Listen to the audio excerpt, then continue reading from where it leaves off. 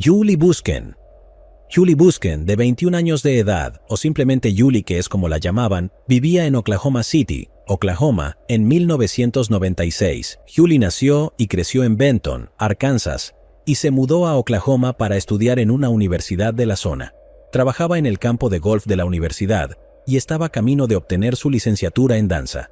Era una aspirante a bailarina clásica y después de la universidad quería abrir un estudio y enseñar a los niños a bailar. Julie era popular y tenía muchos amigos en la escuela. Sin duda, era muy talentosa. La noche del 19 de diciembre de 1996, Julie pasó tiempo con su amigo Ryan James en la casa de sus abuelos. Ryan trabajaba con Julie en el campo de golf y después de la cena vieron una película. Además, hicieron planes para almorzar al día siguiente. Julie se quedó en casa de sus abuelos hasta las 10 de la noche y luego se fue a pasar tiempo con otros amigos. Ella y sus amigos jugaron Monopoly e intercambiaron regalos de Navidad en la casa de uno de los amigos. Al terminar, Julie se despidió, ya que tenía planeado regresar a casa al día siguiente. Su semestre en la universidad acababa de terminar y su compañera de cuarto, Megan, también estaba allí. Julie le prometió a Megan que la llevaría al aeropuerto de Will Rogers al día siguiente a las 5 de la mañana. Así pues, Julie y Megan decidieron pasar la noche despiertas. Teleoperadora. 911. Residente. Sí, estábamos durmiendo y mi esposa escuchó algo muy extraño, como un grito bastante horrible que venía desde el estacionamiento de nuestro complejo de apartamentos. Teleoperadora. ¿Ve algo afuera? Residente. No, estoy algo asustado como para salir, de hecho. Después de unas horas, Ryan James llegó al apartamento de Julie para su cita de almuerzo programada, pero Julie no estaba en ninguna parte. Por supuesto, su auto también había desaparecido. Ryan entonces reportó su desaparición. Poco después, los padres de Julie llegaron a su apartamento. Habían conducido desde Arkansas para ayudar a Julie con su mudanza de regreso a casa. Pero en lugar de encontrar a su hija, se encontraron con policías que les informaron que Julie estaba desaparecida. 12 horas después de su desaparición, se encontró el cuerpo de Julie Busken en la orilla de un lago a unas 15 millas de su apartamento. Sus manos estaban atadas detrás de su espalda, con un par de cordones de zapatos, y desde la cintura hacia arriba estaba en el agua. A Julie le habían disparado una vez, estilo ejecución.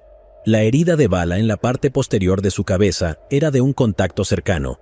También había evidencia de que había sido agredida. En el lago, los investigadores encontraron posibles pruebas en la arena cerca del cuerpo de Julie. Había 2 conjuntos de huellas que bajaban hacia el lago y solo uno regresó. Un conjunto pertenecía a Julie y el otro, la policía creía que pertenecía a la persona que le disparó. Después de examinar la huella y consultar a Nike, se determinó que la huella era consistente con un zapato deportivo Nike Air 2 para hombres de talla 9. A unos 20 pies del cuerpo de Julie, los investigadores encontraron un leotardo rosa arrugado con las iniciales JB en la etiqueta. Claramente, era de Julie. El leotardo tenía ADN masculino y se guardó para ser utilizado más adelante cuando la tecnología del ADN estuviera más avanzada. Una autopsia confirmó que Julie fue disparada con una sola bala calibre 22. El arma específica utilizada era bastante distintiva, pero hablaremos más de eso después. En aquel entonces, Julie Busken tenía muchos amigos en la universidad y los investigadores se dispusieron a entrevistar a tantos de ellos como fuera posible. Esperaban que alguien pudiera proporcionar información útil, pero ese no fue el caso. No había nadie que, abiertamente, no le agradara a Julie, y no había tenido ninguna ruptura ni nada por el estilo. La policía encontró el apartamento de Julie en perfecto orden y no había señales de ninguna pelea que hubiera tenido lugar. Encontraron su auto en un complejo de apartamentos a solo una cuadra de donde vivía. En el suelo del auto había arena roja que se parecía a la arena roja de las orillas del lago donde se encontró el cuerpo. Esto fue considerado bastante extraño por los investigadores. ¿Por qué alguien secuestraría a Julie, le quitaría la vida en el lago y luego conduciría su auto de regreso casi al lugar exacto donde ocurrió el secuestro? Frustrantemente, no había cabellos, fibras ni huellas extrañas en el vehículo. Tampoco había evidencia de una lucha que hubiera tenido lugar. El teléfono de Julie estaba desaparecido. Los investigadores obtuvieron los registros de su teléfono celular para ver si podrían ser útiles. Los registros del celular indicaron que alguien hizo 2 llamadas después de que ella ya no estuviera viva. Una de las llamadas era para obtener el pronóstico del clima y la otra a un número que no estaba en servicio en ese momento. A pesar de las pistas y una recompensa de $70,000, no hubo avances significativos y el caso se enfrió durante un corto tiempo. Luego, un mes después de que le quitaran la vida a Julie, un hombre llamó a la policía. Dijo que en la noche en que Julie fue secuestrada, vio un auto como el suyo salir delante de él y casi chocar, afirmando que fue cerca del lago. El testigo siguió al auto de Julie durante aproximadamente 8 kilómetros porque quería enfrentarse al conductor. El conductor lo miraba constantemente a través del espejo retrovisor y se alejó a toda velocidad. El testigo alcanzó a ver un vistazo del rostro del conductor y luego tuvo que describirlo a los investigadores. Este es el retrato hablado que hicieron del joven que conducía el auto de Julie alejándose del lago. Posiblemente era un estudiante universitario, seguramente de origen hispano, con cabello negro largo y una constitución musculosa. El retrato hablado se transmitió repetidamente por los medios de comunicación locales en Oklahoma, pero nadie lo reconoció. El caso se enfrió durante 4 años y medio, hasta que la policía recibió una carta de una reclusa del centro de detención del condado de Oklahoma. Dijo que un antiguo conocido suyo podría haberle quitado la vida a Julie. Se trataba de Dennis Stermer, de 23 años.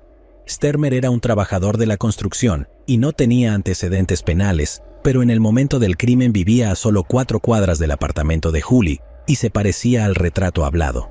Stermer se negó a responder cualquier pregunta y no proporcionaría ninguna muestra de ADN, de modo que la policía tuvo que obtener una orden judicial para recogerlo. Su perfil de ADN era muy similar a la muestra tomada del leotardo en la escena del crimen, pero no había una verdadera coincidencia y ya no se le consideró sospechoso. El único pariente masculino era su hermano. Tenía que ser él, ¿verdad? Parecía que el caso sin resolver de 5 años finalmente iba a ser resuelto, pero en un giro inesperado, el ADN de su hermano tampoco coincidía. Una vez más, el caso quedó nuevamente estancado. Tristemente, los padres de Julie tuvieron que aceptar la posibilidad de que tal vez no vivirían lo suficiente como para presenciar la justicia. Los investigadores estaban decididos a evitar que eso sucediera, y esencialmente, intentaron recolectar ADN de todos los hombres con los que Julie había tenido contacto. Se realizaron pruebas a más de 200 hombres, pero nadie coincidía. Literalmente, parecía que el caso nunca se resolvería. 6 años después de que le quitaran la vida a Julie, un hombre llamado Anthony Castillo Sánchez fue arrestado por agredir a su novia. Después del arresto, Sánchez tuvo que proporcionar una muestra de ADN a las autoridades para su análisis. En este sentido, los investigadores notaron algunos hechos interesantes sobre el pasado de Sánchez. En concreto, vivía a solo a 1.60 kilómetros de distancia del apartamento de Julie. Una de las novias de Sánchez mostró a los investigadores su diario del mes en el que arrebató la vida de Julie. Había una entrada en la que ella mencionaba que Anthony le había comprado un par de zapatos para correr de la marca Nike, y él también había obtenido un par para sí mismo. Sánchez usaba una talla de zapatos 9. Sin nada más, esto demostraba que Sánchez poseía un par de zapatos de la misma marca y tamaño que las del perpetrador. Curiosamente, una de las exparejas de Anthony tenía un número de teléfono celular que difería en una sola cifra del número que se marcó en el teléfono de Julie después de su fallecimiento. ¿Era posible que Sánchez intentara marcar el número de su expareja de memoria, pero se equivocara en una cifra? Sánchez y su padre tenían la extraña costumbre de disparar armas calibre 22 contra la pared dentro de la casa que alquilaban. Los investigadores recogieron una bala de la casa y determinaron que provenía de la misma arma que se usó para dispararle a Julie. Solo 6 compañías fabricaban armas calibre 22 con las ranuras específicas que se encontraban en las balas. En el año 2004, se comparó el ADN de Anthony Sánchez con el ADN masculino encontrado en el leotardo de Julie. Y, por supuesto, había una clara coincidencia. Sánchez solo tenía 18 años en el momento del crimen. Es interesante pensar que, si hubiera marcado el número correcto en el teléfono de Julie, lo habrían atrapado instantáneamente. Anthony Castillo Sánchez fue condenado en 2006 y se decidió que pagaría por el crimen con su vida. Hasta marzo de 2023, Sánchez todavía estaba impugnando su condena y afirmaba que su padre era el culpable y no él. Su padre, Glenn Sánchez, se quitó la vida en abril de 2022 y aparentemente le dijo a su novia que él era el culpable desde el principio. Sin embargo, Los investigadores ya habían considerado la posibilidad de que el ADN pudiera pertenecer realmente a Glenn Sánchez y no fue el caso. La probabilidad de que la coincidencia sea un error es de 1 entre 200 cuatrillones para caucásicos, 1 entre 20 quintillones para afroamericanos y 1 entre 94 cuatrillones para hispanos del suroeste, según los documentos judiciales. Anthony Sánchez fue finalmente ejecutado el 21 de septiembre de 2023. Laura Salmon. Murfreesboro, Tennessee, es un lugar en los Estados Unidos que fue escenario de una batalla muy famosa durante la Guerra Civil, la Batalla de Stones River. En los últimos años, Murfreesboro ha experimentado un crecimiento sustancial, con muchas personas acudiendo allí gracias a la universidad. En 1984, ocurrió un crimen que involucró a una estudiante universitaria y que aún se habla hoy en día en la ciudad. El 31 de mayo de 1984, un granjero de Murfreesboro, Tennessee, hizo un descubrimiento impactante de camino a casa. El granjero vio ropa tirada en el campo y decidió acercarse. Cuando lo hizo, notó que debajo de la ropa estaba el cuerpo de una muchacha que solo llevaba un sostén y estaba cubierta con 2 pares de jeans y una chaqueta oscura. La manga de la chaqueta estaba enrollada alrededor de su cuello. Los investigadores determinaron que el primer par de jeans era de ella y el segundo par era de hombre. También se encontró un par de ropa interior sujetado en una de sus manos. Fue identificada como Laura Salmon, una joven de 18 años. Laura nació el 6 de octubre de 1965 en Tennessee. En ese momento, Laura era una estudiante universitaria local. Asistía a la Universidad Estatal de Middle Tennessee en Murfreesboro, Tennessee, y además trabajaba como cajera en la tienda de comestibles Kroger. La autopsia concluyó que Laura perdió la vida debido a un traumatismo contundente en la cabeza. El arma parecían ser las rocas encontradas cerca de su cuerpo. La sangre en esas rocas y otros materiales eran consistentes con haber sido golpeada hasta 10 veces en la cabeza. Además, durante la autopsia, el médico forense descubrió que Laura había tenido relaciones íntimas con alguien en las últimas 24 o 48 horas antes de que le quitaran la vida. No se encontraron lesiones ni evidencia que indicaran que no fue consensual. Naturalmente, una de las pistas más importantes para los investigadores fue el par de jeans de hombre encontrados sobre el cuerpo de Laura. Los investigadores encontraron ADN masculino en los jeans de una persona diferente al hombre con el que Laura había sido íntima. Este ADN probablemente pertenecía al perpetrador. Desafortunadamente, las pruebas de ADN todavía estaban en sus primeras etapas y los investigadores no pudieron hacer mucho más con el ADN que almacenarlo.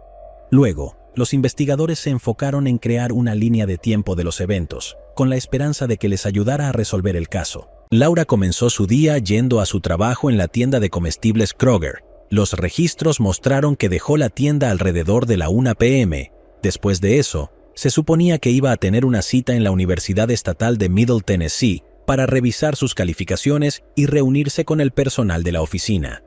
También tenía planes de ir a nadar a la casa de su abuela, pero nunca llegó allí ni a la universidad. Los investigadores encontraron el automóvil de Laura cerca de la tienda, a varios kilómetros de donde se encontró su cuerpo. Los investigadores no pudieron encontrar huellas dactilares en el automóvil que no pertenecieran a Laura, pero curiosamente encontraron un cabello ajeno. Se almacenó junto con las pruebas de ADN que recolectaron de los jeans. Igualmente importante, los investigadores encontraron tierra en los guardafangos del auto.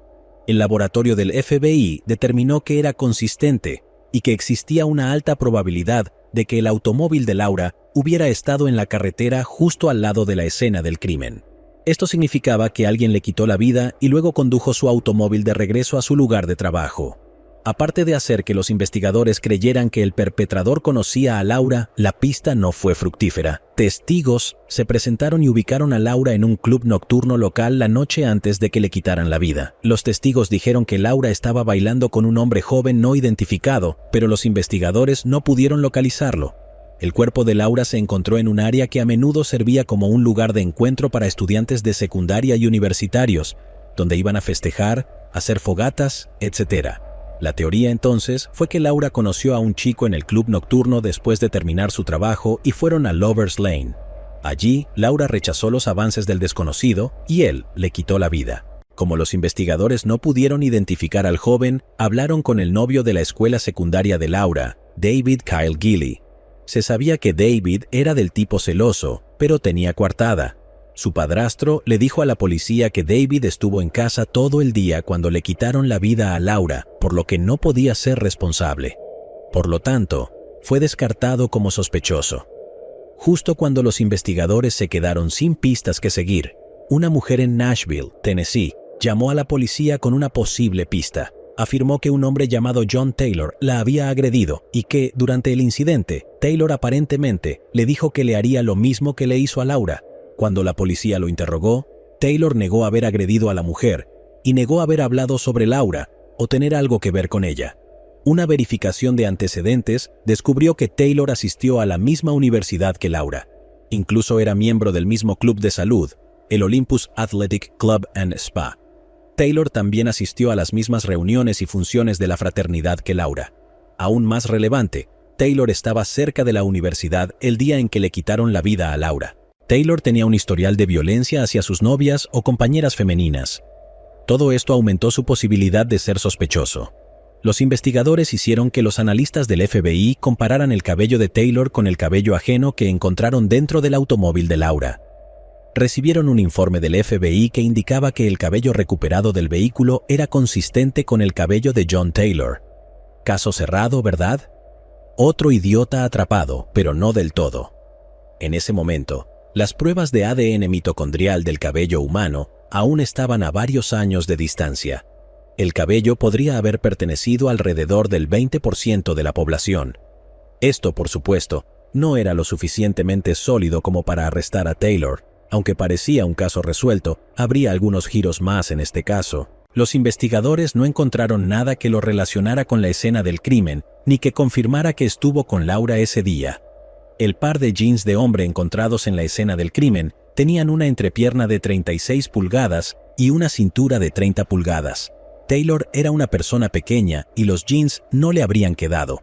Los investigadores no tuvieron más opción que pasar a otros sospechosos. A lo largo de los años, investigaron a más de 100 sospechosos, pero no obtuvieron resultados. La madre de Laura, Lorraine McKay, hizo una promesa a Laura en su tumba. Prometió que se haría justicia. Lorraine realmente no sabía cómo cumplir esa promesa, pero decidió que era lo último que podía hacer por Laura. Pasaron muchos años antes de que finalmente llegara ayuda. Dan Goodwin era uno de los amigos de Laura en la universidad. Salieron juntos algunas noches antes de que le quitaran la vida a Laura. Dan le preguntó si quería ir a ver una película, y terminaron en el cine el 27 de mayo de 1984, donde vieron una función matiné de The Natural con Robert Redford. En el funeral de Laura, Dan prometió a su madre que ayudaría a encontrar al perpetrador.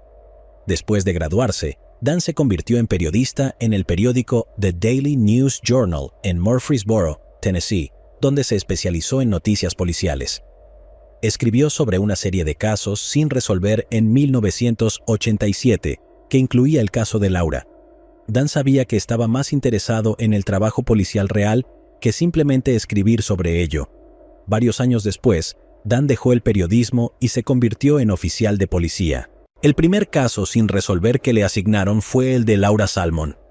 Una de las primeras cosas que hizo Dan fue enviar todas las pruebas de vuelta al laboratorio forense para hacer pruebas. La tecnología del ADN había avanzado mucho y se llevaron a cabo pruebas completamente nuevas. Mientras tanto, Dan siguió otras pistas, una de las cuales provino de un estudiante de secundaria. En el año 2000, un estudiante de la escuela secundaria Oakland hablaba del caso de Laura Salmon. El estudiante les contó a todos que su padre le quitó la vida a una chica en 1984 y arrojó su cuerpo. El padre del estudiante era David Patterson, quien tenía antecedentes policiales por agresión agravada. Desafortunadamente, cuando Dan intentó hablar con Patterson, se enteró de que Patterson ya no estaba vivo, había sido fatalmente herido de bala. Por supuesto, Dan decidió continuar siguiendo la pista. Obtuvieron ADN de los hijos de Patterson y lo compararon con el ADN masculino encontrado en la escena del crimen. No era una coincidencia y fue descartado como sospechoso.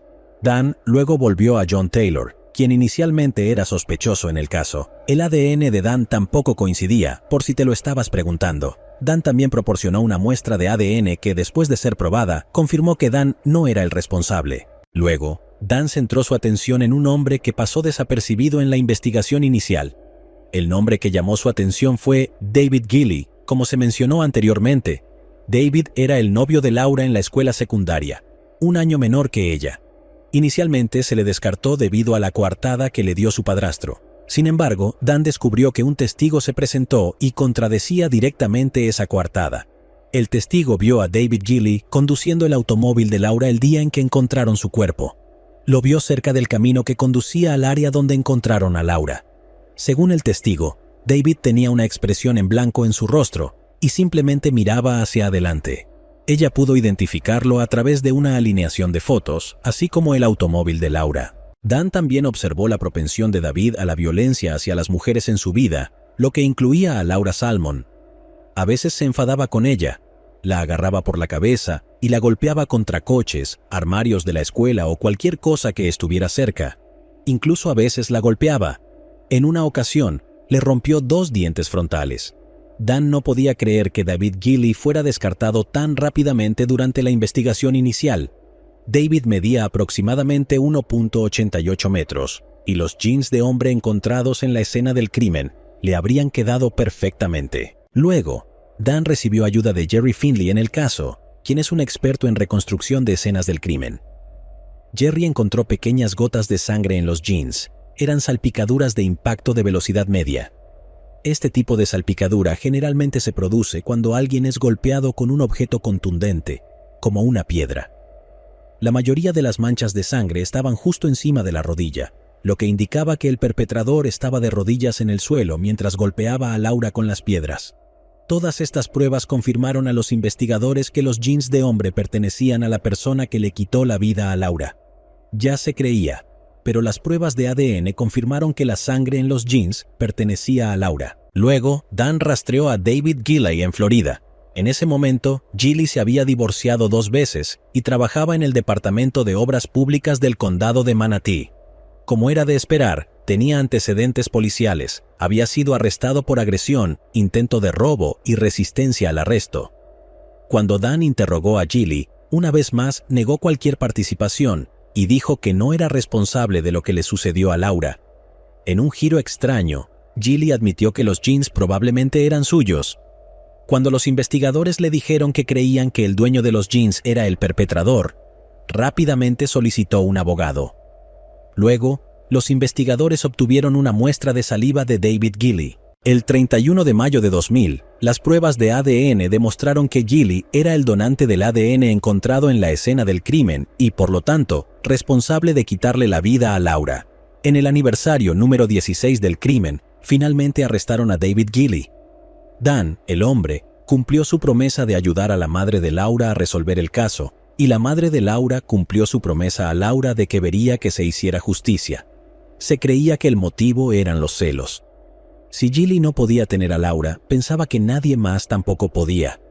Cuando ella se fue a la universidad y él todavía estaba en la escuela secundaria, ella hizo nuevos amigos y eso no le gustó. La acosaba con frecuencia. La madre de Laura intentó convencer a Laura de que obtuviera una orden de restricción contra Gilley, pero ella tenía demasiado miedo.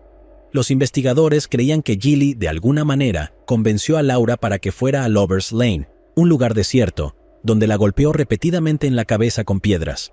Después de ver que había sangre en sus jeans, Gilley se los quitó y los dejó en la escena del crimen. Luego condujo el auto de Laura hasta su lugar de trabajo, donde más tarde sería encontrado. En septiembre de 2006, David Gilley fue llevado a juicio. La defensa afirmó que la presencia del ADN de otro hombre era una prueba de que otra persona estaba en la escena del crimen. El jurado nunca creyó que el ADN de otra persona en la escena del crimen perteneciera al verdadero perpetrador. Gilley fue declarado culpable de todos los cargos en su contra y condenado a cadena perpetua. Linda Mann and Dawn Ashworth. Narborough es un pueblo extremadamente seguro en Leicestershire, Inglaterra. Es conocido por un crimen y solo un crimen que tuvo lugar en 1983. Linda Mann, de 15 años, vivía en Narborough. Asistía a la escuela de gramática de Lutterworth y Community College. Era la hermana menor de Susan Mann, quien era 2 años mayor. Su madre era Kathleen Mann, quien se mudó a Narborough después de que su matrimonio terminara. Kathleen se casó con Edward Eastwood en 1980, cuando Susan tenía 14 años y Linda tenía 12. Linda fue descrita como una adolescente típica, tranquila pero popular. Le gustaba la escuela y disfrutaba estar con sus amigos. Linda no tenía problemas con la adolescencia. Era una chica aventurera y le gustaba todo lo relacionado con crecer: música, peinados, maquillaje y ropa.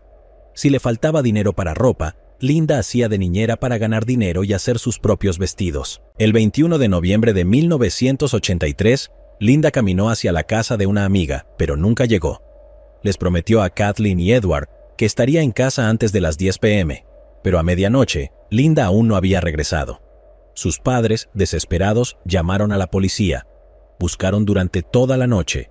Un empleado del hospital descubrió su cuerpo a las 7:20 a.m. mientras se dirigía al trabajo.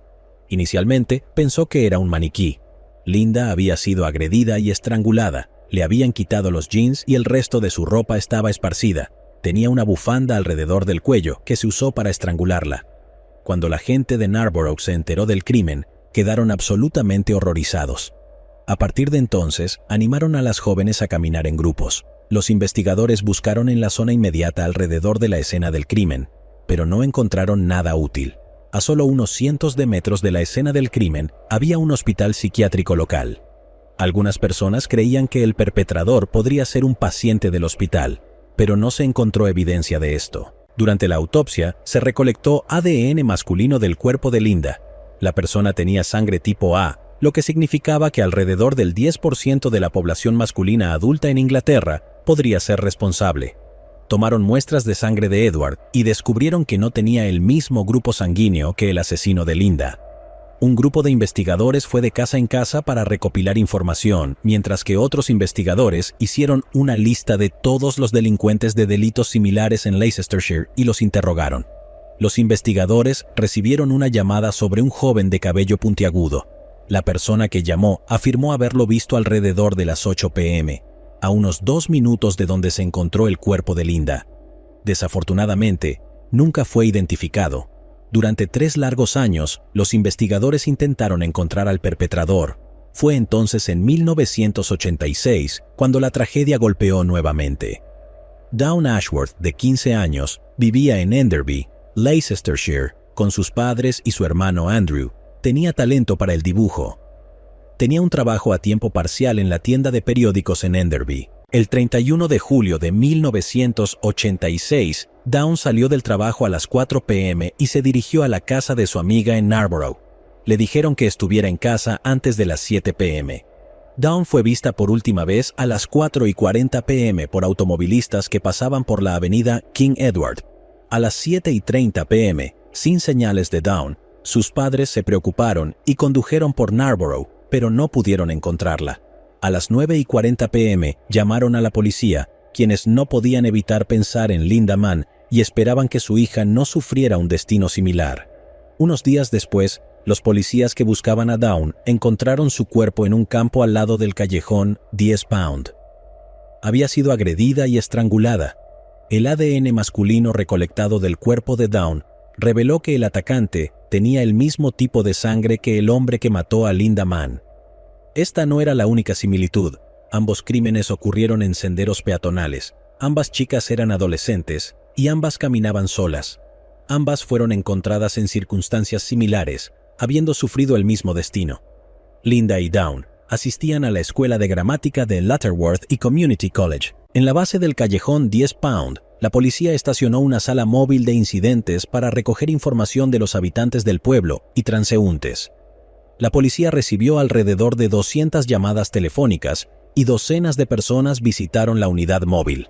La pista más prometedora tenía que ver con una motocicleta que había sido estacionada debajo del puente de la autopista.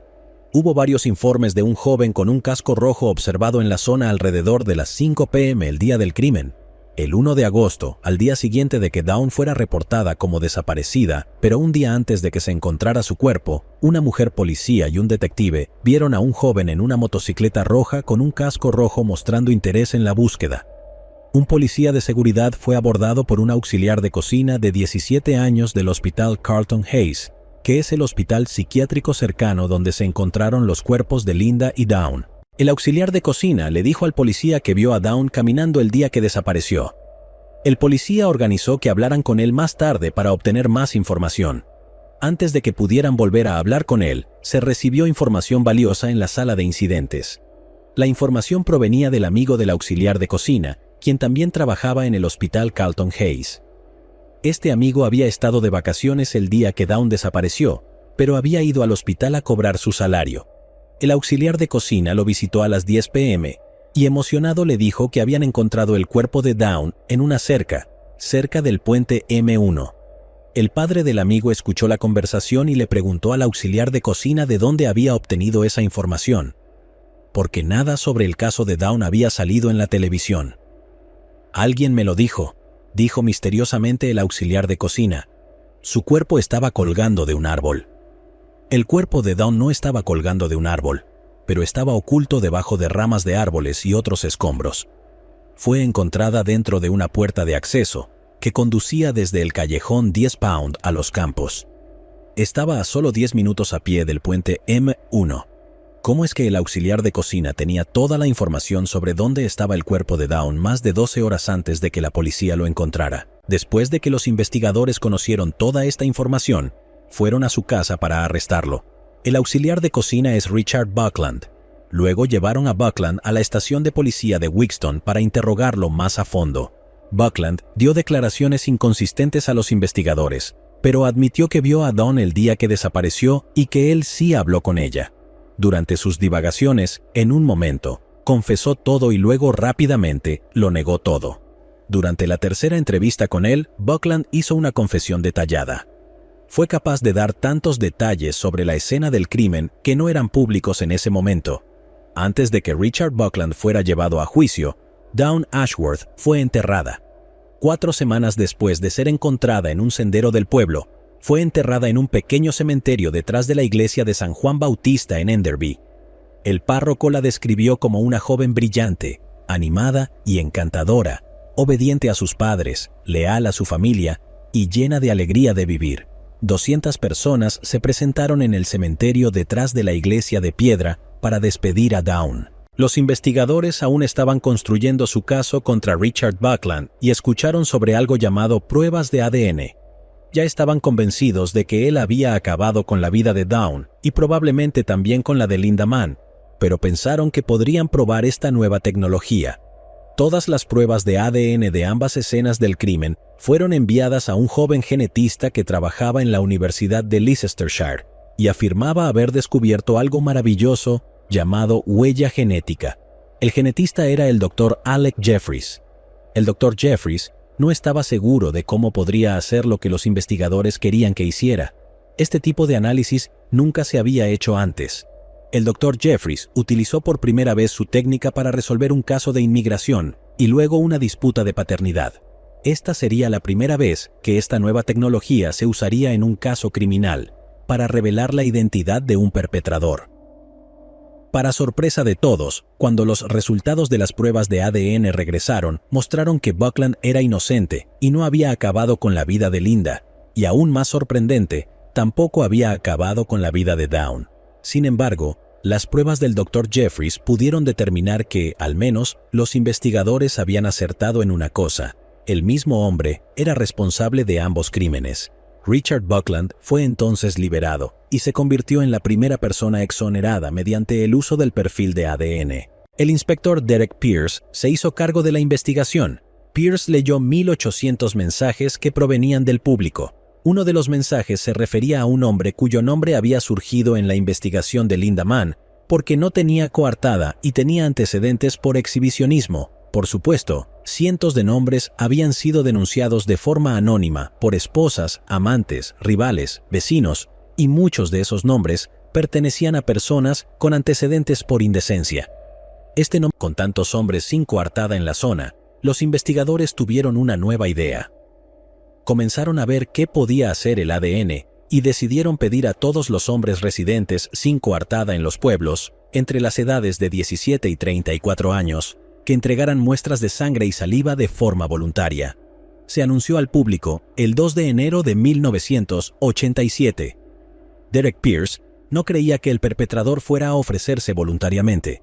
Dijo, cita, «Solo esperamos que de alguna manera esto lo haga salir a la luz». A finales de enero, 1000 hombres se habían hecho las pruebas y solo una cuarta parte había sido excluida. El laboratorio forense estaba abrumado y parecía seguro que las pruebas iban a llevar más tiempo de lo estimado inicialmente, que era de 2 meses. Para mayo, 3.653 hombres habían hecho las pruebas, pero solo se habían eliminado 2.000 debido a la carga de trabajo bajo la cual los técnicos de laboratorio trabajaban. Luego, el 18 de septiembre de 1987, la policía recibió una llamada que estaban esperando. Una mujer llamó y dijo que escuchó una conversación preocupante entre un grupo de amigos en el pub Clarendon en Leicester. Uno de los hombres, Ian Kelly, habló en voz alta sobre cómo hizo la prueba de sangre para la investigación en nombre de un amigo llamado Colin Pitchfork. Los investigadores examinaron el expediente de Pitchfork y vieron su historial de exhibicionismo hacia las mujeres. También notaron que la firma que hizo o proporcionó en el día en que supuestamente se hizo la prueba de sangre no coincidía con la firma que había dejado en las visitas domiciliarias. Pitchfork estaba casado con Carol Pitchfork y trabajaba en una panadería. Era conocido como mujeriego y tenía una serie de aventuras amorosas. El 19 de septiembre de 1987, Derek Pierce fue a la casa de Ian Kelly para hacerle algunas preguntas. Ian también era panadero y trabajaba con Colin Pitchfork. Al principio, Ian negó haber tomado la prueba de sangre de Pitchfork, pero luego lo admitió. Ian le contó a Pierce lo que Pitchfork le había dicho. Pitchfork le dijo que estaba preocupado de que la policía asumiera que él era responsable de lo que le había sucedido a Linda y Dawn debido a su historial de exhibicionismo. Pitchfork era un maestro manipulador y convenció a Ian de ir a la sala de incidentes y hacerse la prueba de sangre en su nombre. Más tarde ese día, un grupo de investigadores fue a la casa de Pitchfork. El detective Mick Thomas se lo dijo sin rodeos, cita, «Según las investigaciones que hemos realizado, creemos que eres responsable de quitarle la vida a Dawn Ashworth el 31 de julio de 1986. Creemos que otro hombre dio una muestra de sangre por ti. Te estoy arrestando, ¿entiendes?» Colin Pitchfork no lo negó. Su rostro lo decía todo, sabía que lo habían atrapado. Incluso explicó que puso una foto de Ian Kelly en su pasaporte para que los investigadores no sospecharan nada. Cuando Carol Pitchfork entró en la habitación, se le explicó lo que estaba sucediendo y de inmediato comenzó a golpear y a patear a su esposo. Comprensiblemente, los investigadores tardaron en detenerla. En la comisaría de policía, Pitchfork explicó primero lo que le hizo a Linda Mann. Dijo que tenía la intención de exhibirse frente a ella, pero se convirtió en algo más cuando se dio cuenta de que ella lo reconocería algún día. Después de cometer el crimen, Pitchfork regresó a su automóvil, donde su bebé yacía atado en el asiento, y se fue a casa. Pitchfork luego le contó a los investigadores lo que hizo con Dawn Ashworth. Ambos crímenes ocurrieron de la misma manera. Les dijo a los investigadores que sabía lo que estaba haciendo, pero no podía detenerse a sí mismo de cometer esas cosas. Pitchfork también dijo que intentó quitarle la vida a Ian Kelly varias veces para asegurarse de que nunca hablara, pero sus planes siempre fallaron. El 22 de enero de 1988, Colin Pitchfork, de 28 años, fue juzgado en el Tribunal de la Corona de Leicester. En primer lugar, Ian Kelly recibió una condena de prisión suspendida de 18 meses durante 2 años, lo que significaba que no tendría que cumplir tiempo en prisión. Cuando Ian salió de la sala del tribunal, se enfrentó a los medios de comunicación y dijo, cita, «Me equivoqué al hacer lo que hice. Lamento haberles causado dolor a otros». Colin Pitchfork vestía ropa de verano, jeans y una camisa de manga corta. Se declaró culpable de quitarle la vida tanto a Linda Mann como a Dawn Ashworth. Recibió una doble condena a cadena perpetua por sus crímenes. Sorprendiendo a los investigadores, el juez no recomendó un periodo mínimo de tiempo, lo que significaba que la condena a cadena perpetua en el Reino Unido era similar a la de Estados Unidos, lo que implicaba que Colin Pitchfork podría ser liberado en 10 o 12 años. La policía estaba indignada. El padrastro de Linda Mann, Eddie Eastwood, dijo, cita, «Pitchfork me miró a los ojos, simplemente me miró como si dijera, ¿qué te pasa?». No podía entender a qué se refería. Parecía casi humano. Cuando todo el polvo se asentó, los investigadores aún enfrentaban la pregunta de por qué Richard Buckland conocía tantos detalles de la escena del crimen de Dawn Ashworth. Creían que tropezó con su cuerpo camino al trabajo. A menudo se le ha descrito como el tonto del pueblo, y se cree que eso jugó un papel en por qué confesó. Los casos de Linda Mann y Dawn Ashworth se consideran una gran razón por la cual la tecnología del ADN ha avanzado tanto hoy en día. Miles de casos catalogados como sin resolver se han resuelto gracias al Dr. Alec Jeffries. Debbie Ann Dudley Davis nació en Lynchburg, Virginia, el 15 de julio de 1952. Tuvo un breve matrimonio después de la escuela que terminó en divorcio. Luego, Debbie siguió a su prima Judy Fisk a Richmond, Virginia, y se mudó a un departamento en la calle Devonshire, en el vecindario de Westover Hills. Debbie comenzó a trabajar como gerente de cuentas de Style Weekly en 1985, un medio de comunicación con sede en Richmond. Debbie era fanática de la cultura pop y disfrutaba de los discos de Bruce Springsteen. También fue extra en la película de HBO Finnegan Begin Again. Debbie era una ávida lectora de novelas de misterio y trabajaba un par de noches a la semana en la librería Walden en el centro comercial Cloverleaf, en el condado de Chesterfield. La noche del 18 de septiembre de 1987, Debbie y su compañera de trabajo Diana hicieron un viaje a Virginia Beach para ver una actuación de Dana Carvey. Después del espectáculo, Diana dejó a Debbie en su departamento y esperó a que ella entrara antes de irse. Sin saberlo, esta sería la última vez que Diana vería a Debbie. A la mañana siguiente, un hombre llamado Arnold Ellis vio un Renault Alliance estacionado frente a su casa. Se dio cuenta de que el motor estaba en marcha, las llaves estaban en el encendido y no había señales del conductor del automóvil. Arnold Ellis llamó a la policía y los oficiales determinaron que el automóvil pertenecía a Debbie Davis, quien vivía en la calle contigua a Arnold Ellis. Un oficial de policía tocó la puerta de Debbie, pero no obtuvo respuesta. Un vecino anciano luego le dio al oficial una llave y al entrar, el oficial vio el cuerpo de Debbie boca abajo en su cama. Estaba sin camisa, usando solo un par de pantalones cortos de mezclilla. Su brazo derecho estaba atado detrás de su espalda con cordones gruesos de bota, y su brazo izquierdo estaba atado debajo de ella. El perpetrador había enrollado firmemente un calcetín negro alrededor de su cuello. Había sido estrangulada y agredida sexualmente. Los investigadores descubrieron que el perpetrador robó una mecedora de un porche cercano y la colocó junto a la ventana de la cocina de Debbie para entrar. Junto a la cama de Debbie, en su mesita de noche, había una novela de misterio que estaba leyendo llamada Presunto Inocente, que trataba sobre una mujer que estaba atada y luego le quitaron la vida. Los investigadores sabían que el perpetrador era inteligente y probablemente experimentado. No dejó huellas dactilares. No había testigos y aparentemente no se llevó nada. El detective Ray Williams dijo: «Rara vez un delincuente hace ese tipo de daño y pasa tanto tiempo con su víctima sin dejar un montón de pistas, pero él no dejó nada». Lorna Wyckoff, fundadora de Style Weekly, ofreció una recompensa de $10,000 por información que llevara a un arresto. Los investigadores examinaron a las personas en la vida de Debbie para ver si alguien destacaba, pero no encontraron nada. Debbie llevaba una vida tranquila. No estaba saliendo con nadie, no había visto a su exmarido en años, no consumía drogas ni frecuentaba bares.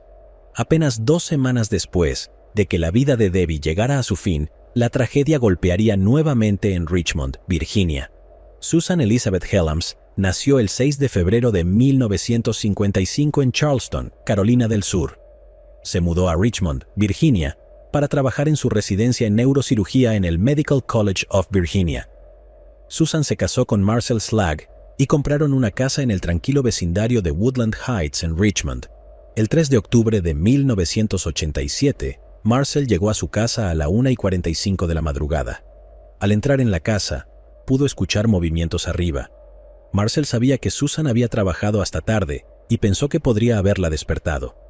Rápidamente se duchó y se deslizó silenciosamente hacia su dormitorio oscuro.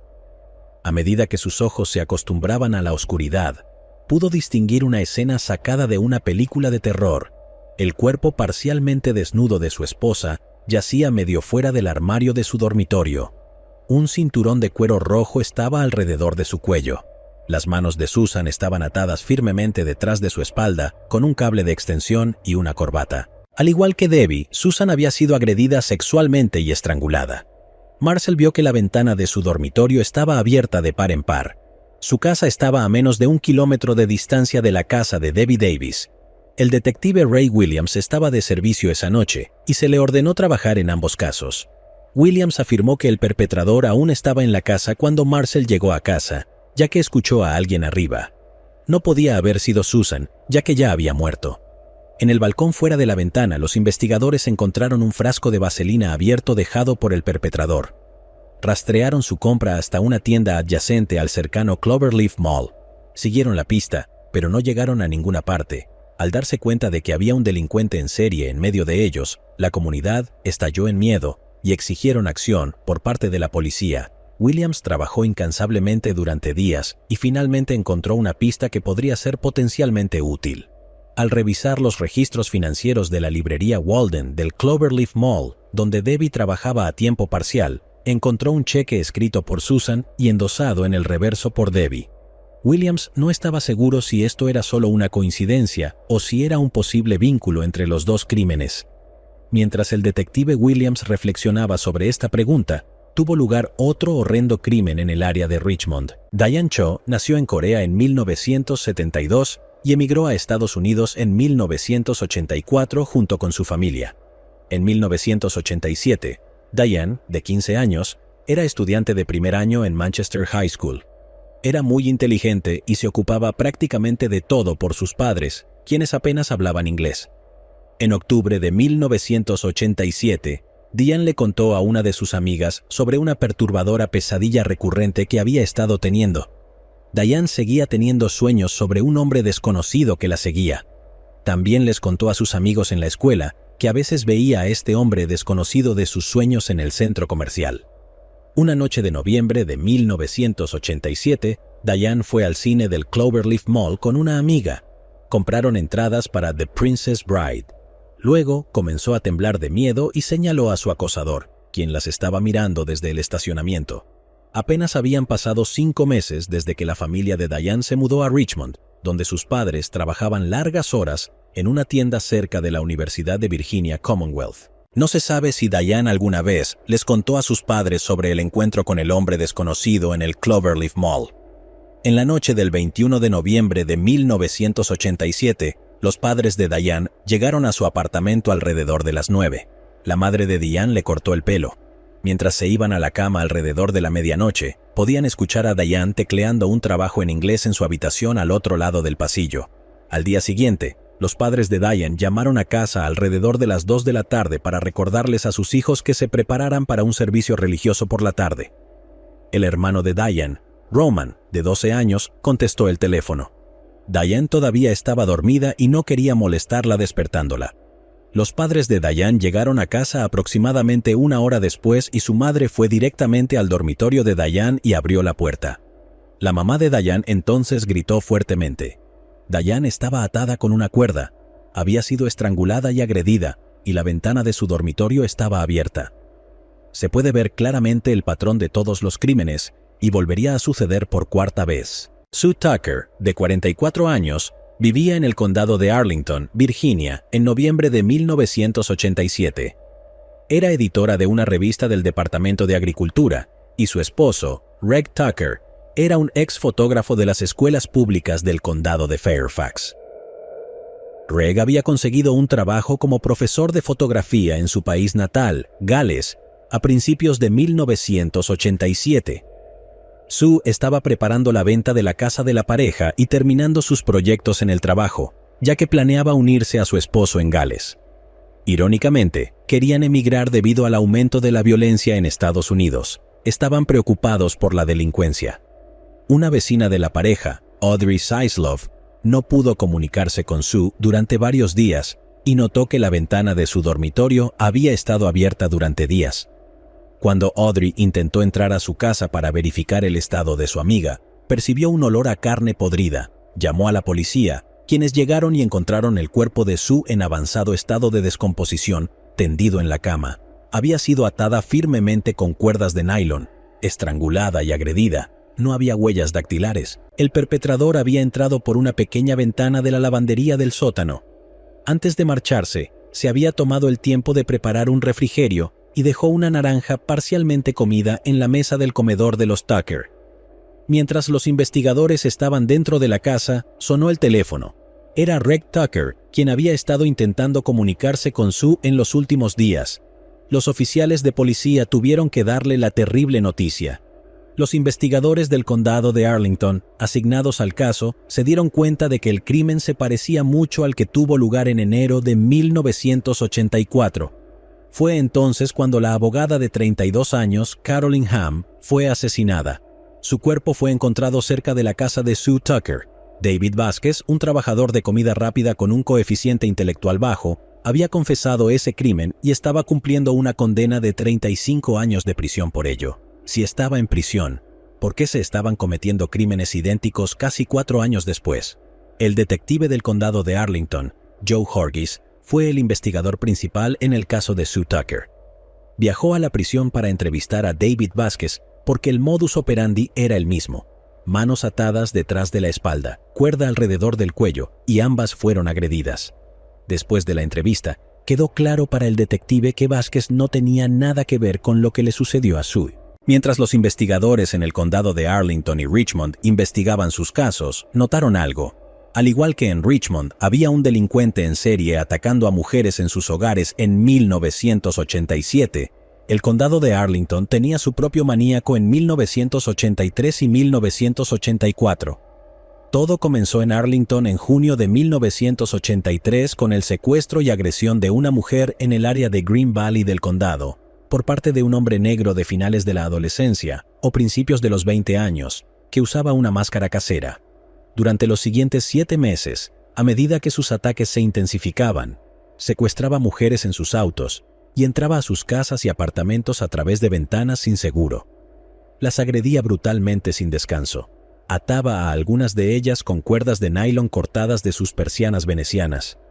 La ex fiscal del condado de Arlington, Helen Fahey, fue citada diciendo: «Era una ola de crímenes de una sola persona». En enero de 1984, una mujer de Arlington regresó a casa para descubrir evidencia de un perturbador allanamiento. Las cuerdas de sus persianas venecianas habían sido cortadas y estaban colocadas en su cama. El intruso dejó la casa, parecía como si estuviera esperando a que ella regresara y se cansó de esperar. Fueron 4 días después de eso que encontraron a Carolyn Hamm atada y estrangulada en su garaje. La policía de Arlington arrestó a David Vázquez y lo acusó de quitarle la vida. Vázquez no coincidía con la descripción que dieron ninguna de las víctimas de agresión, pero los crímenes en el área se detuvieron. Solo fue después del asesinato de Sue Tucker que los investigadores descubrieron que el perpetrador de todos los asaltos definitivamente no era Vázquez, y el hombre desconocido se tomó un breve receso y luego continuó sus ataques en Richmond. El detective Horgis recibió un teletipo de la policía de Richmond donde describían los estrangulamientos idénticos de Debbie Davis, Susan Helms y Diane Cho. Después de compartir toda la información, los investigadores concluyeron que era el mismo hombre responsable de todos los crímenes, tal vez incluso del asesinato de Carolyn Hamm. La investigación se estancó durante algunas agonizantes semanas mientras esperaban un avance en el caso antes de que el estrangulador pudiera cobrarse otra vida. Los investigadores examinaron la línea de tiempo de los crímenes, muchos de los cuales ocurrieron entre 1983 y 1984, y luego continuaron en 1987. El FBI creía que el perpetrador no habría detenido sus ataques por voluntad propia. Probablemente había sido encarcelado por otro delito entre los asesinatos de Carolyn Hamm y Debbie Davis. Mientras los detectives intentaban pensar en posibles sospechosos, a uno de ellos se le ocurrió Timothy Spencer, un adolescente que fue arrestado por robo durante mediados de la década de 1970.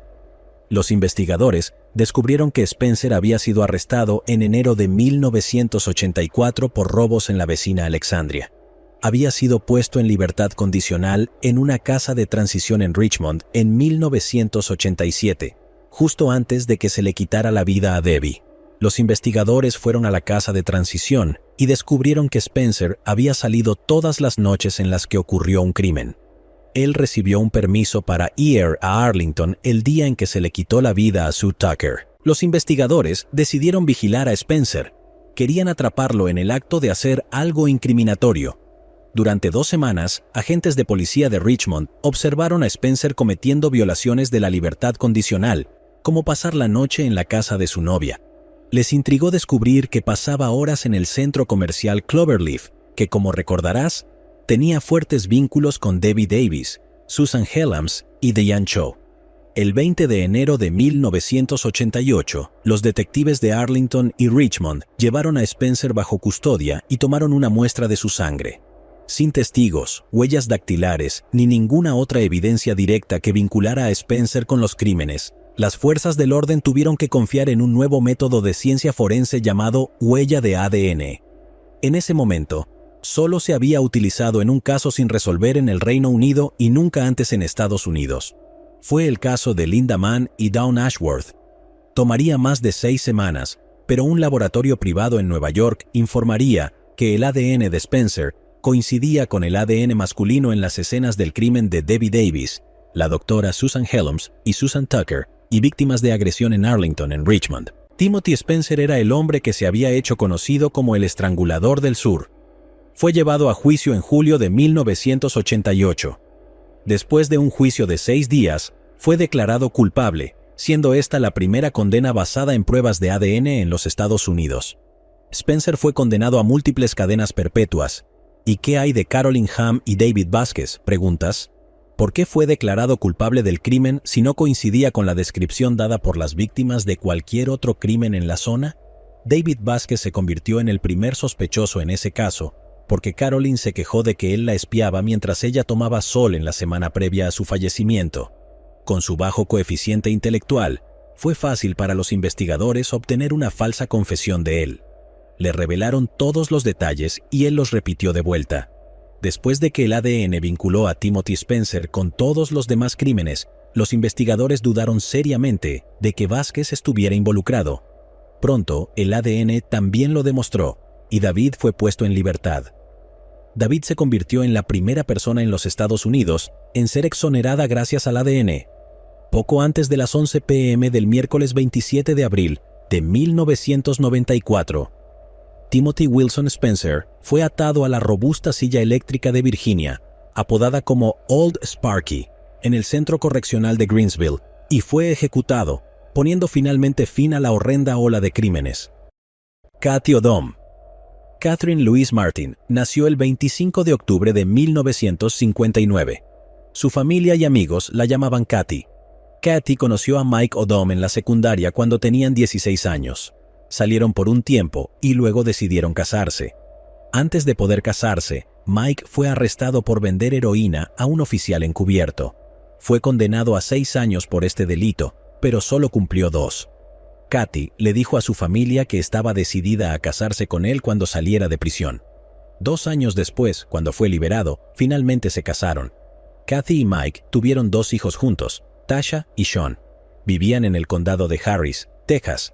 El padre de Cathy, Frankie Martin, decidió darle trabajo a Mike en su negocio de señales.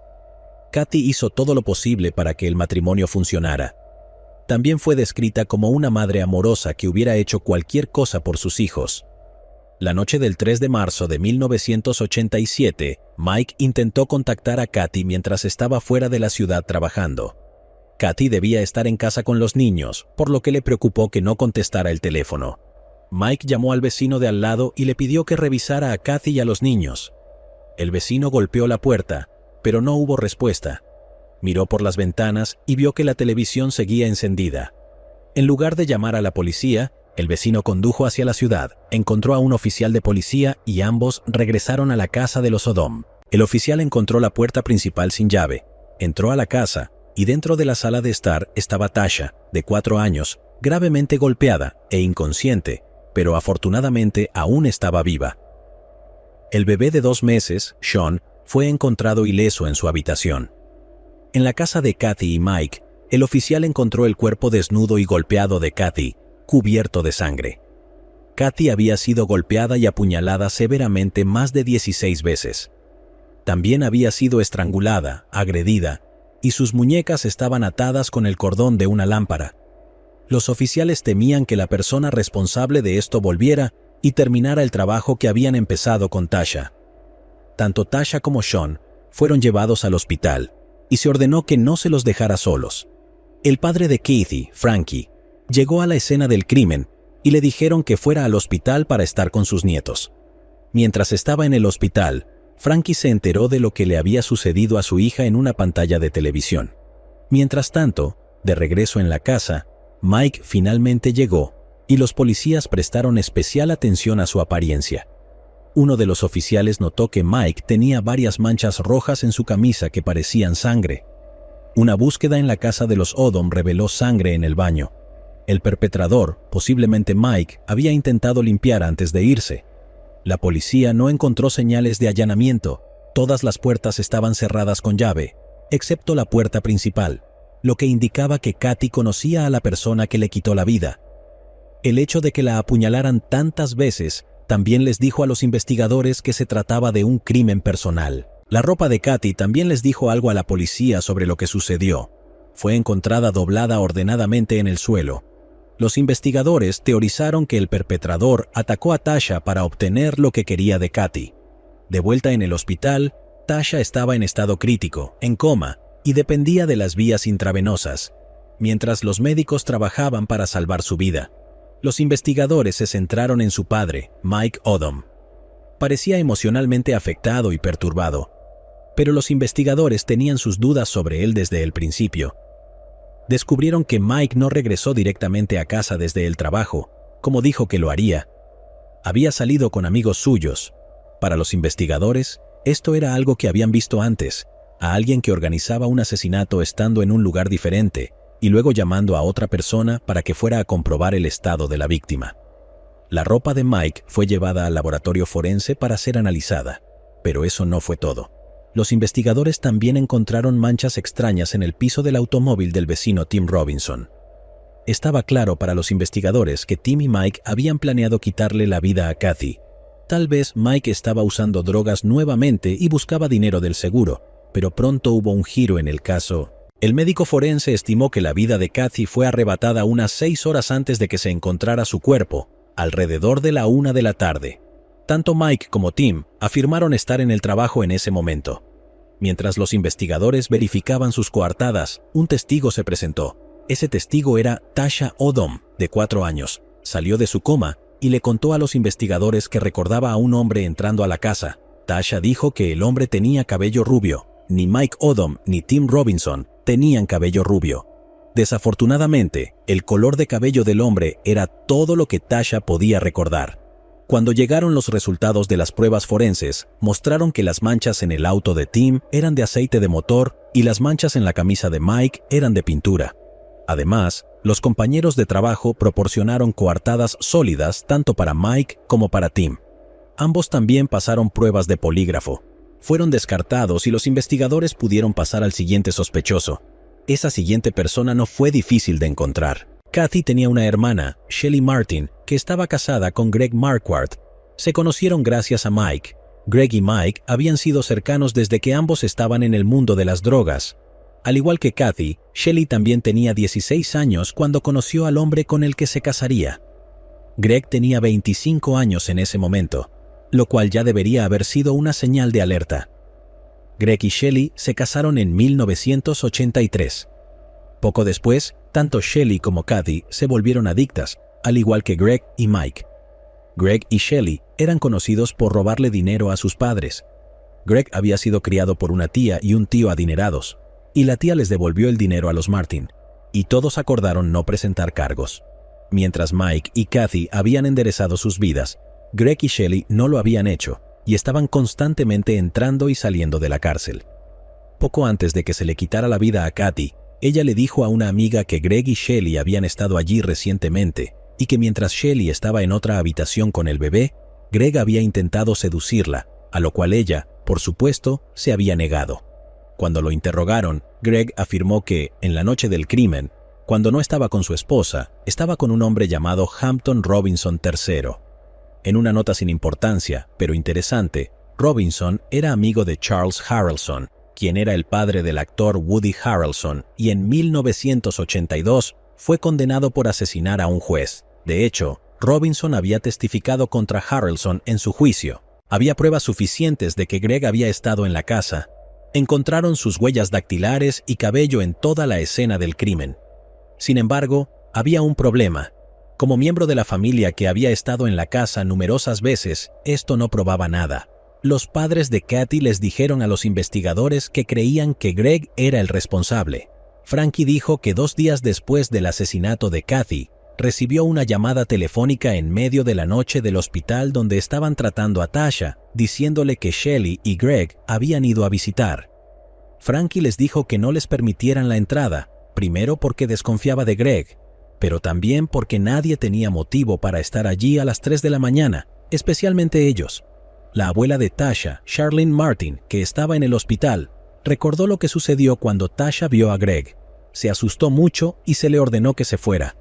Los investigadores le preguntaron a Tasha si era su tío Greg, a quien había visto dentro de su casa con Kathy el día del ataque, pero lamentablemente no pudo recordar.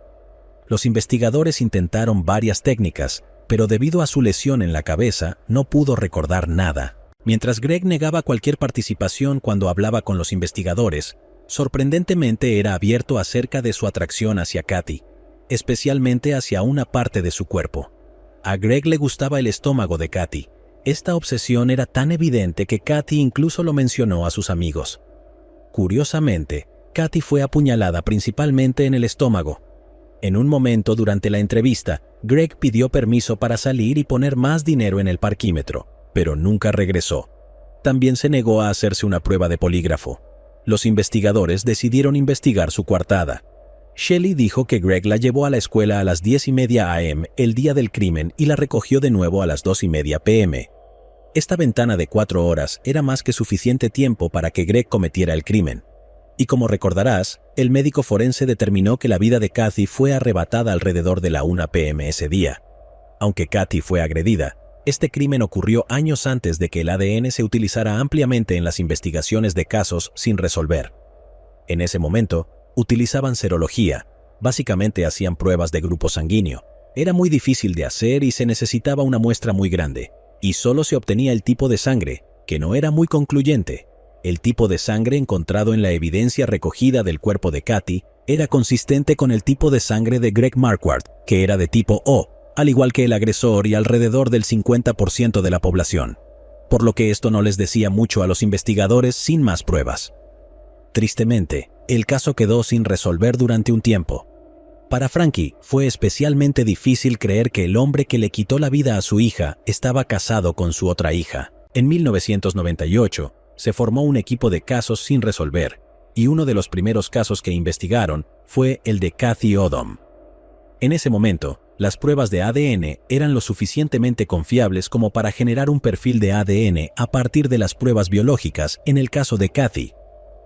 Las pruebas mostraron que Greg Marquardt formaba parte del 2% de la población general que podría haber sido el perpetrador. Aunque no era concluyente, era mucho mejor que el 50%. Greg rápidamente dio una explicación a los investigadores. Afirmó que él y Kathy estaban teniendo una aventura consensuada. Greg dijo que estuvo con ella en la mañana en que le quitaron la vida y afirmó que ella estaba viva cuando se fue. Greg no fue arrestado en ese momento porque, aunque los investigadores no le creían, estaban preocupados de no tener suficientes pruebas para una condena. Tenían que demostrar que él estaba presente cuando se cometió el crimen, por lo que los investigadores se pusieron en contacto con Catherine Long, quien trabajaba para un laboratorio forense privado en Dallas, Texas. Catherine ideó una estrategia inusual para tratar de resolver el crimen de Kathy. Ella y sus colegas se estrangularon mutuamente. Déjame explicarte. Querían determinar si un perpetrador dejaría células de piel al estrangular a una víctima.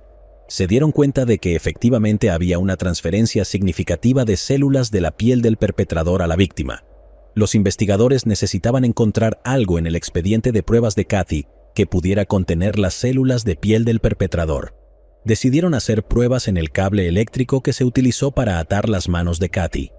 Por suerte, el cable había sido guardado en una bolsa de papel y no en una bolsa de plástico. La bolsa de papel permite la transpiración para que no haya humedad en el objeto en su interior y se mantenga seco, lo que prolonga la vida del ADN. En realidad, preservará el ADN durante más tiempo que si estuviera en una bolsa de plástico. El cable estaba cubierto de sangre, Los investigadores lo frotaron para obtener todas las pruebas posibles y las pruebas revelaron dos perfiles genéticos, el de Kathy Odom y el de Greg Marquardt. La única forma en que el ADN de Marquardt podría estar en el cable era si él era el perpetrador. El 18 de diciembre de 2002, Greg Marquardt fue arrestado y acusado de quitarle la vida a Kathy. Mientras estaba en prisión, Marquardt confesó a un compañero de celda. Dijo que estaba drogado con heroína cuando condujo a la casa de Kathy ese día. Una vez dentro, hizo avances que ella rechazó y para forzar su cumplimiento, golpeó a Tasha repetidamente en la cabeza. Luego amenazó con quitarle la vida a Sean también.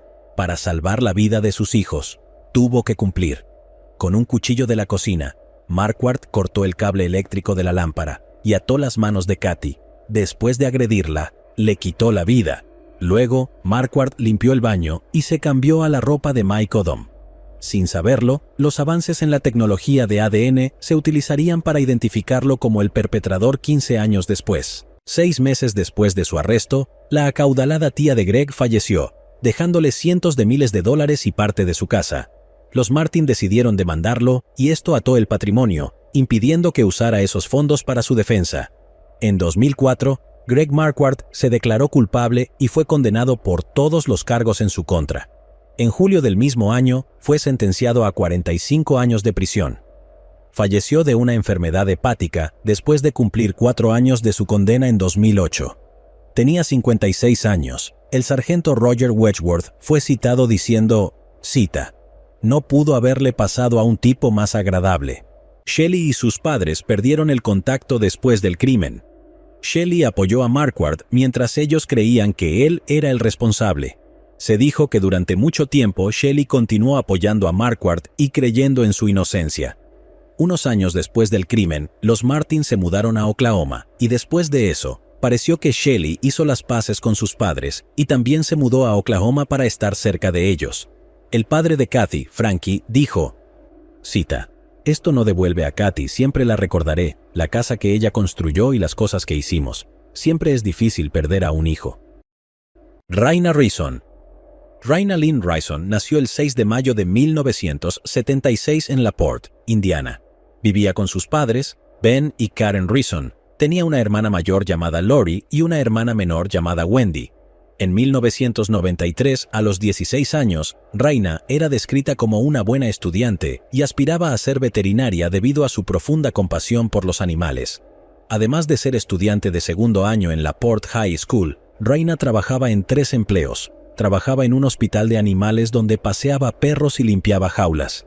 El viernes 26 de marzo de 1993, se le asignó a Raina cerrar el hospital de animales después de un turno corto de 4 p.m. a 6 p.m. Raina y su exnovio Matt Elser planeaban pasar la noche juntos y ella estaba emocionada por verlo de nuevo. Habían terminado recientemente y la cita era un paso hacia una posible reconciliación. Al igual que Raina, Matt provenía de una buena familia y era considerado un joven decente. En resumen, era el tipo de chico del que cualquier padre estaría contento de que su hija saliera. Matt llegó al hospital de animales a las 6 p.m. para recoger a Raina. Después de esperar un rato, salió de su auto y se dirigió a la puerta principal. Se dio cuenta de que todas las luces estaban apagadas y la puerta estaba cerrada. Matt vio que el auto de Raina no estaba en el estacionamiento, por lo que condujo hasta su casa para ver si estaba allí. El padre de Raina, Ben, le dijo a Matt que ella no había regresado a casa después del trabajo. No la habían visto desde que salió de casa para ir al hospital de animales para su turno. Su familia asumió que estaba en la cita con Matt, pero ahora estaban preocupados. Era muy inusual que Raina no le dijera a su familia dónde estaba exactamente. Los padres de Raina, su hermana menor Wendy y Matt, esperaron en la casa a que Raina regresara. Cuando aún no había aparecido a las 10:30 p.m., su familia fue a la estación de policía para reportarla como desaparecida. La policía solo pudo registrar un informe de persona desaparecida después de esperar 24 horas. Ben les dio una foto de Raina y les pidió que estuvieran atentos de cualquier manera, ya que era muy inusual que Raina desapareciera.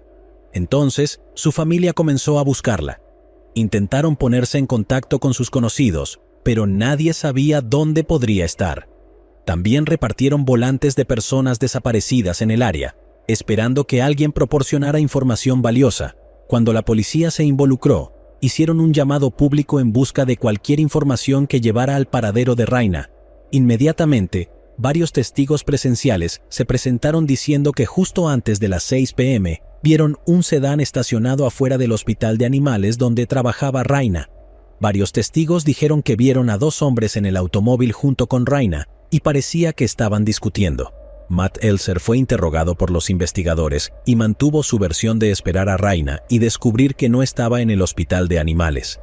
La policía supo que Matt había querido tomar un descanso en la relación, pero recientemente habían vuelto a estar juntos. Su cita esa noche iba a ser muy especial y ambos estaban emocionados por ello. Matt sabía que algo grave debía haber sucedido para que Raina no se presentara. Los padres de Raina aseguraron a las autoridades que Matt era un joven bueno y confiable. También señalaron que su auto no era el que los testigos vieron, lo que lo exoneraba de cualquier conducta indebida. El automóvil de Raina fue descubierto la noche después de su desaparición, no muy lejos del hospital de animales. El capó del auto estaba levantado y dio la impresión de que podría haber tenido problemas con el auto. Los oficiales lograron encender fácilmente su auto con las llaves que todavía estaban en el encendido cuando llegaron. Parecía como si la avería del auto hubiera sido planeada. Además, los oficiales vieron que la cartera de Raina aún estaba en su auto, la cual contenía su bolso y tarjetas de crédito. Todo su dinero también estaba todavía en el auto, lo que significaba que definitivamente no fue un robo. Se encontró un anillo de hombre en el compartimento de guantes de Raina y se lo mostraron a Matt Elser. Matt dijo que no era su anillo e identificó el anillo de hombre como perteneciente a Jason Tibbs. Jason era el exnovio de Raina. Salieron cuando estaban en 7º grado y terminaron después de estar juntos durante aproximadamente 8 meses. Tenía antecedentes penales y había abandonado la escuela. La policía decidió interrogar a Jason Tibbs, de 16 años, quien admitió que el anillo en cuestión era realmente suyo, y preguntó dónde lo habían encontrado. Cuando los oficiales le informaron que lo habían descubierto en el auto de Raina, él afirmó que todavía eran amigos y que había hecho algo de trabajo en el auto y debió haber olvidado su anillo en el compartimento de guantes. Jason dijo que se había quitado el anillo para protegerlo de la suciedad y la grasa mientras trabajaba en el auto. Los lugareños aseguraron que Jason era un excelente mecánico, por lo que parecía plausible que Raina lo hubiera contactado si tenía problemas con el auto. Los investigadores le preguntaron dónde estaba en la noche en que ella desapareció, y Jason afirmó que estaba jugando un juego de caza de zorros. La caza de zorros es un juego de escondite y búsqueda que se juega en autos. Los amigos comparten sus ubicaciones a través de radios inalámbricos y tratan de encontrarse. Sus amigos confirmaron que habían estado jugando a la caza de zorros esa noche, pero nadie había visto a Jason. El padre de Raina confirmó que Raina y Jason eran amigos, por lo que el anillo parecía ser un callejón sin salida. El caso de Raina empezó a enfriarse hasta que la policía hizo un descubrimiento. La chaqueta de equipo de Matt fue encontrada por un oficial del alguacil de Laporte. Raina había sido vista por última vez con la chaqueta, ya que Matt se la había dado para que la usara. Esto indicaba que los dos estaban juntos. La chaqueta fue encontrada a unos 6 o 7 kilómetros de distancia de donde encontraron su auto. La chaqueta fue colocada allí después de la búsqueda inicial de la policía, pero desafortunadamente no proporcionó más pistas o evidencia. El 26 de abril de 1993, un mes después de que Raina fuera vista por última vez, un pescador y su hija adolescente estaban en un estanque en Range Road, al norte de Laporte, Indiana. La hija estaba dando un paseo cuando vio un par de piernas humanas en el agua y llamó a su padre para que echara un vistazo. Se acercó y determinó que era el cuerpo de una mujer en el agua. Habían colocado 2 troncos sobre su cuerpo. Cuando la policía llegó a la escena, notaron que la mujer desconocida llevaba la misma ropa con la que Raina había sido vista usando antes de desaparecer. A pesar del estado avanzado de descomposición del cuerpo, se determinó que era Raina Reason, y esto dejó de ser un caso de persona desaparecida. No se encontraron heridas evidentes ni signos de trauma significativo en su cuerpo. Más tarde, durante la autopsia, se concluyó que Raina había sido estrangulada. Con este descubrimiento, los investigadores volvieron a hablar con Jason Tibbs para ver si sabía algo. Él les habló sobre Ray McCarthy, quien estaba casado con la hermana mayor de Raina, Lori Reason. Ray había agredido y embarazado a Raina cuando ella tenía 11 años y había sido encarcelado por el crimen. Su libertad condicional terminó solo 2 meses antes de que Raina desapareciera. Pensarías que Lori Ryson habría divorciado a Ray por lo que hizo, pero no, seguían casados. Claramente, él tenía un motivo y era peligroso, con un historial criminal previo dirigido contra Raina. Los investigadores visitaron a Ray y la casa de Lori. La pareja les dijo a los investigadores que ninguno de ellos vio a Raina el día en que desapareció. Ray declaró que estaba ocupado cazando palomas en la granja de un amigo esa noche. Los detectives llamaron al amigo y confirmó que Ray estaba con él esa noche. Algo no se sentía bien para los investigadores, así que fueron a hablar con Ray nuevamente. Ray habló con ellos solo y les dijo que había visto a Raina en la noche en que desapareció. Les dijo que estaba buscando casa el 26 de marzo de 1993. Alrededor de las 5:40 p.m., estaba mirando por la ventana de la casa cuando vio el hospital de animales. Afirmó que había visto brevemente a Raina en el estacionamiento del hospital de animales y le preguntó si sabía dónde estaba Lori. Luego se fue y recogió a una mujer que pedía un aventón esa noche. Ray afirmó que la acompañante era la razón por la que inicialmente no quería admitir haberla visto, ya que Lori no confiaba plenamente en él después de lo que le hizo a su hermana. Ray McCarthy se convirtió en el principal sospechoso en este punto, pero no había evidencia física que lo relacionara con el crimen y el caso se enfrió.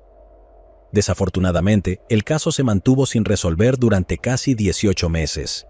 Fue entonces cuando la Policía Estatal de Indiana detuvo una camioneta conducida por Larry Hall. Hall viajaba por todo el Medio Oeste para recreaciones de la Guerra Civil y la Guerra de Independencia. Su camioneta se parecía a una utilizada en un intento de secuestro. La policía examinó la camioneta y descubrió varios elementos relacionados con el caso de Raina. Tenía recortes de periódicos de Raina y una botella de medicamentos con el nombre R. Ryson en ellas. Larry afirmó que él fue quien secuestró y mató a Raina y luego fue arrestado. Los detectives investigaron sus movimientos en la noche de su desaparición y descubrieron que estaba en Kentucky y que la botella de medicamentos era falsa. Hall había confesado falsamente haber secuestrado y asesinado a alrededor de otras 50 mujeres. Parecía ser el tipo de persona que se insertaría en cualquier investigación y confesaría. Larry Hall fue descartado posteriormente como sospechoso en el caso de Raina. Sin embargo, no era completamente inocente, ya que fue declarado culpable de quitarle la vida a Jessica Roach, de 15 años. Repasaré brevemente el caso al final del vídeo para aquellos interesados. En cuanto al caso de Raina, quedó sin resolver hasta 1998. Los investigadores no sabían qué más podían hacer y volvieron a mirar a sus sospechosos iniciales, Matt Elser, Jason Tibbs y Ray McCarthy. La coartada de Matt era sólida y los investigadores nunca lo consideraron seriamente como sospechoso. La historia de Jason de cazar zorros no era tan sólida porque nadie lo vio realmente, pero parecía estar en buenos términos con Raina. Por otro lado, Ray mintió sobre su coartada al principio y definitivamente era una persona horrible, por lo que los investigadores decidieron centrarse en él. Obtuvieron una orden para registrar la propiedad de Ray y dentro de su casa, los investigadores encontraron 2 pistolas y una pistola eléctrica. También descubrieron sangre en el maletero de su coche, pero no pudieron determinar su origen. Ray McCarthy fue arrestado en mayo de 1998 y esperó en la cárcel durante 15 meses mientras la policía seguía construyendo su caso en su contra. Mientras Ray estaba en la cárcel, se le asignó un nuevo fiscal, quien era cazador, y se concluyó que la sangre pertenecía a un ciervo. El fiscal sintió que no había suficiente evidencia que lo vinculara con el crimen y se vieron obligados a dejarlo en libertad nuevamente después de 1 año en la cárcel. Durante los siguientes 9 años, el caso fue clasificado nuevamente como un caso sin resolver desafortunadamente. En 2008, la policía recibió una pista que haría que este caso se abriera por completo. Recibieron una carta de un recluso que cumple una condena de 44 años, llamado Ricky Hammonds. Solicitaba hablar con los investigadores. Ricky estaba en prisión porque le quitó la vida a su compañero de cuarto. Ricky decidió presentarse después de pensar en su sobrina. Dijo que querría que alguien se presentara si algo le hubiera pasado a ella. Esto es todo lo que tenía que decir. En 1993, cuando tenía 14 años, estaba en el techo de un granero junto a la casa de sus padres fumando marihuana. Escuchó un auto entrar en el granero. Ricky vio al novio de su hermana, Eric Feldman, y a Jason Tibbs. Abrieron el maletero del sedán de su hermana y Ricky vio un cuerpo cubierto por una manta. Ricky aún podía distinguir la mitad superior de la víctima, una mujer que llevaba una chaqueta de cuero. No sabía que era Raina, pero un par de días después, cuando el rostro de Raina apareció en los medios, se dio cuenta de quién era. Ricky dijo que tenía miedo de presentarse en 1993 porque temía meterse en problemas por fumar marihuana. La policía localizó a Eric Freeman en Carolina del Sur. Estaba visiblemente nervioso y no quería hablar con ellos. Se negó a dar entrevistas. Los investigadores le dijeron que no enfrentaría consecuencias si les contaba exactamente lo que sucedió con Raina. Aceptó el trato y les contó todo. Eric dijo que él y Jason y su novia, Sedan, estaban paseando en su auto cuando pasaron frente al hospital de animales el 26 de marzo de 1993. Jason quería que Raina dejara a Matt y volviera con él. Cuando ella salió del hospital de animales, él la llamó desde el auto. Ella claramente no quería hablar con él, pero antes de que pudiera gritar, él la empujó dentro del auto y le dijo a Eric que condujera rápidamente. Un par de minutos después, Eric detuvo el auto y Raina intentó escapar. Jason la siguió y le dijo que, si no podía tenerla, nadie más lo haría. Luego la estranguló hasta que dejó de respirar. Jason y Eric cargaron el cuerpo de Raina en el maletero y condujeron hasta el granero, donde Ricky los vio. Después de mucha discusión, Eric y Jason decidieron dejar el cuerpo de Raina en el estanque y sujetarlo con troncos. Eric llevó a Jason de regreso a la clínica para recoger el auto de Raina. Jason abandonó el auto y también se deshizo de la chaqueta de Matt. En agosto de 2013, Jason Tibbs, de 38 años, fue arrestado y acusado de quitarle la vida a Raina Rison. Habían pasado 20 años desde que terminó la vida de Raina. Su juicio comenzó a fines de 2013.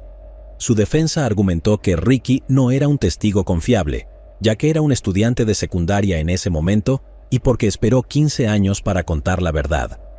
Para asegurarse de que Eric Freeman testificara verazmente en el juicio, se le otorgó inmunidad penal.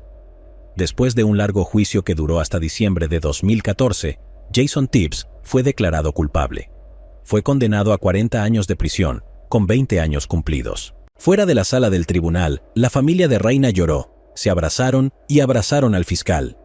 La familia de Rison obtuvo una forma de justicia, pero la hija que perdieron en un crimen pasional nunca volvería. Tibbs sigue afirmando que es inocente y que Ray McCarthy es responsable de lo que le sucedió a Raina. Tibbs presentó numerosas apelaciones ante la Corte Suprema de Indiana, pero fueron rechazadas. El 8 de septiembre de 2016, la Corte de Apelaciones de Indiana rechazó su solicitud de un nuevo juicio.